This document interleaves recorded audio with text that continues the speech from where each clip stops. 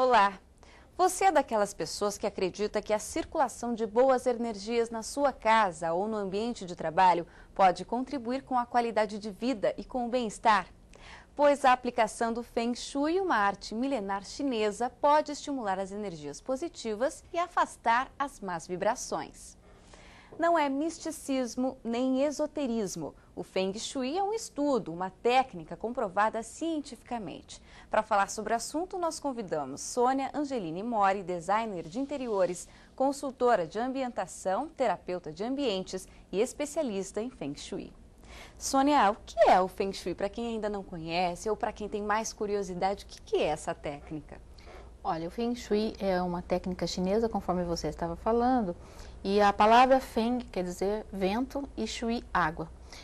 Na realidade, na China, esses dois elementos combinados, Feng Shui, que lá eles traduzem, eles pronunciam Feng Shui, a limpeza, o arejamento do ambiente e da vida das pessoas. Não somente a gente usa assim o vento como aspirador ou para deixar arejado, mas também a gente tem que pensar que ele deixa limpo o ambiente, limpa a vida das pessoas. Então, quando a gente aplica o Feng Shui na vida, nos ambientes, a nossa vida fica realmente limpa para que a gente transita e pode ter as evoluções normais, né, da vida proposta. O que você quer da vida, você vai conseguir se você tiver com o seu caminho limpo. É como se você abrisse um espaço e o caminho se abre.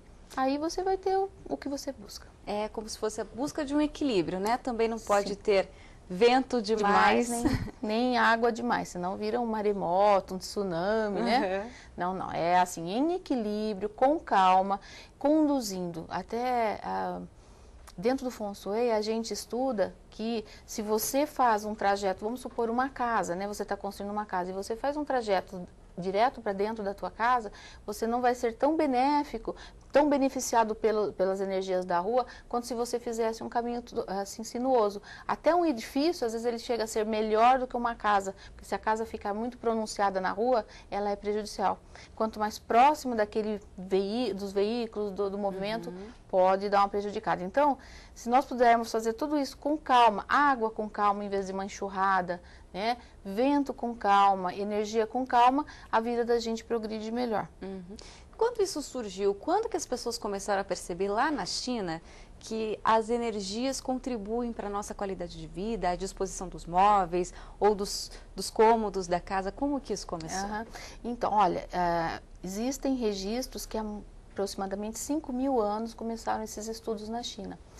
Começou tudo direcionado às plantações de arroz, porque eles plantavam arroz em locais semelhantes, mas mesmo a semente sendo igual, a mesma chuva, o mesmo tipo de solo davam produções diferenciadas, isso há 5.000 anos. Então, por observação, eles viram que em certas localizações a incidência do sol, do vento, da umidade e de muitos fatores também influenciavam além da semente da terra e da chuva.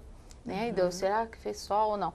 Então, o que acontece? Eles ficaram observando, e eles passaram não só a plantar em certos lugares, mas eles passaram a construir nos melhores lugares para que tivesse maior produtividade, aquilo que a gente chama de prosperidade, né, de abundância.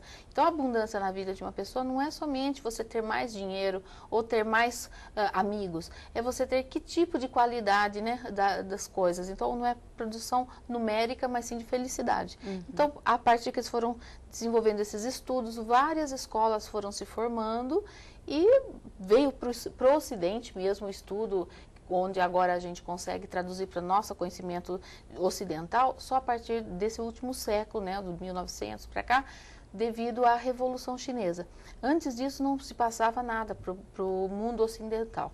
Como esses mestres foram assim obrigados a sair da China na época da Revolução, foi aí que nós começamos a ter contato com essa maravilhosa... Olha, existem males que vêm para bem, a gente há de convir, né?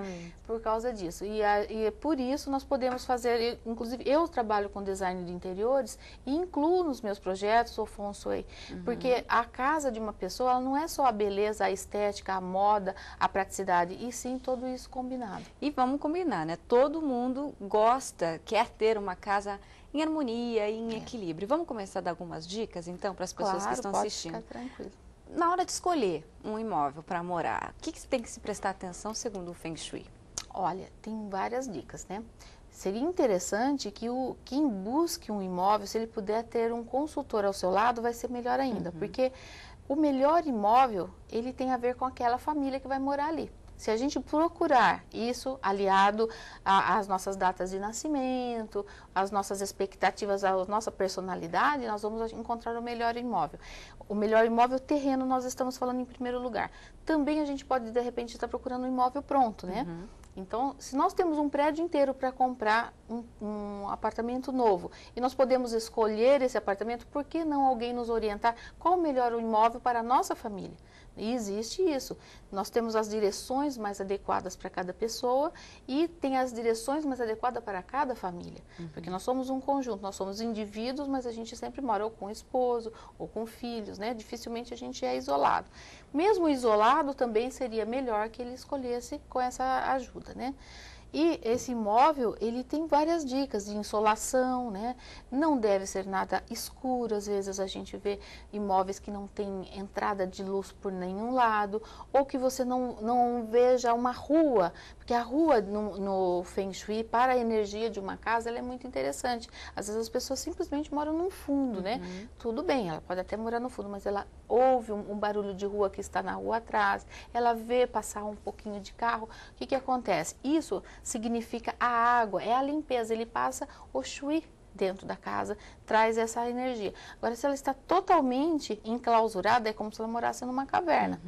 As energias que ela tem que trazer para dentro da sua casa vão ser muito mais fortes. Ela vai ter que ser muito mais zen, muito mais assim, sintonizada com a paz, para ela não trazer dentro da casa dela uma estagnação, porque a casa tem uma tendência à estagnação. Então, o que acontece? De preferência, uma casa que fique próxima a alguma rua, mas não tão próxima. Olha só o equilíbrio. É próximo, mas não é tão avançado, é um pouco recuado. Ao mesmo tempo, de preferência, ruas mais calmas. Mas se nós não temos essa opção, nós moramos numa capital, né? Então, de repente, é uma rua movimentada. Então, existem vários truques de cortinas, de deixar meio em penumbra essa sala, não deixar extremamente aberta. Porque tudo isso, se você deixar a sua casa extremamente aberta, como tudo na vida é aquele equilíbrio de yin e yang, né? Que é o claro e o escuro, o movimentado e o calmo, nem tanto o claro e nem tanto escuro, né? Então, todas essas escolhas no momento de escolher um imóvel, porque às vezes ele não te propicia tantas opções. É verdade. Ele já é extremamente aberto, ele já é extremamente escuro. Então, vamos escolher já um em equilíbrio, que aí você consegue harmonizar melhor. Agora, dentro da casa, a gente está começando a montar nosso apartamento ou a nossa casa. O que é importante a gente observar na sala, por exemplo, que é onde a gente recebe as pessoas, onde a gente assiste televisão, o que é importante ali? Olha, além da gente, do estudo individual das famílias e das pessoas, que seria indicado para que a gente fizesse um estudo, aquele imóvel, o quanto ele é ou não compatível com aquelas pessoas, e se ele tiver alguma incompatibilidade, a gente possa fazer algumas curas. Sim. Além desses estudos bem específicos, porque aí, como ele é específico, não dá para a gente jogar no genérico. Exatamente. Mas existem dicas... Algumas regras gerais. Básicas, né? Então, é assim, olha, o caminho da entrada da casa, quando alguém abre a porta da casa, não pode ter obstruções.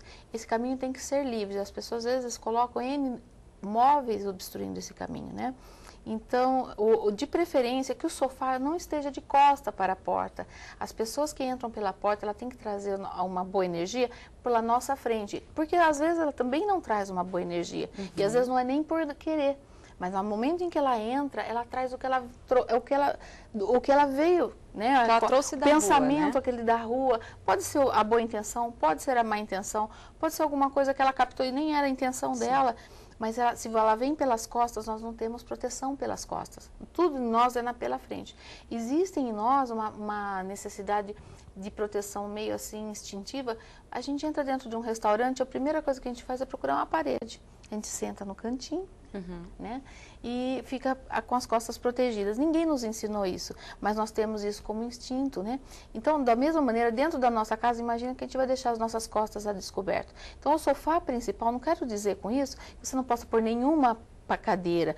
Em termos de decoração, a gente compõe, mas o que vai ter mais pessoas, onde o dono da casa vai estar sentando, ou a dona da casa, ele deve estar de frente para a porta. Sim. Então, a gente posiciona ao contrário a televisão, ao contrário o restante dessa decoração desta sala, e não de frente. Uma outra coisa que sempre me pergunta, eu sei que você vai perguntar, sobre o espelho, né? O espelho bem de frente com a porta. Nossa, eu fiz já várias consultorias, onde as pessoas, seguindo às vezes algum aconselhamento de revista... A gente vê muito falar sobre isso, né? Principalmente nas revistas de decoração, arquitetura, e muitas indicam que se coloque um espelho bem de frente para a porta.